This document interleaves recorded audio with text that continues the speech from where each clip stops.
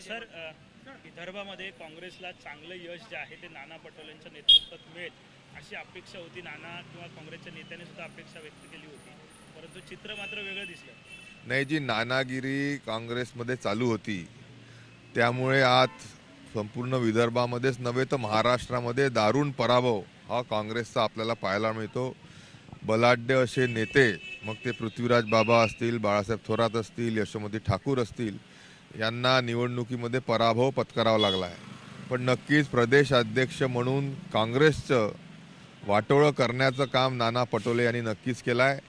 आणि लोकांना दूर सारणं, अरेरावी दाखवणं, या सर्व याच्यामध्ये काँग्रेसचं पानिपत नक्कीच आज महाराष्ट्रामध्ये झालं आहे. त्यांनी त्याची जबाबदारी स्वीकारून राजीनामा तात्काळ देण्याची गरज आहे. अन्यथा काँग्रेस अजूनही वाईट परिस्थितीमध्ये महाराष्ट्रामध्ये आणि विदर्भामध्ये जाऊ शकते. नाना पटोले राजीनामा देतील अशी एक बातमी दिल्लीतून आली, मात्र विधानसभा निवडणुकीच्या काळामध्ये नाना मुख्यमंत्री होतील अशी लॉबिंग काँग्रेसमध्ये केली जाते. नाही बघा, स्वतः नाना पटोले फक्त 208 मतांनी वाचले आहेत, नाहीतर त्यांचा देखील पराभव हा अटळ होता. आज ह्या सर्व परिस्थितीची काँग्रेस श्रेष्ठींनी दखल घेत नाना पटोलेंचा राजीनामा त्यानिमित्ताने घेतला पाहिजे.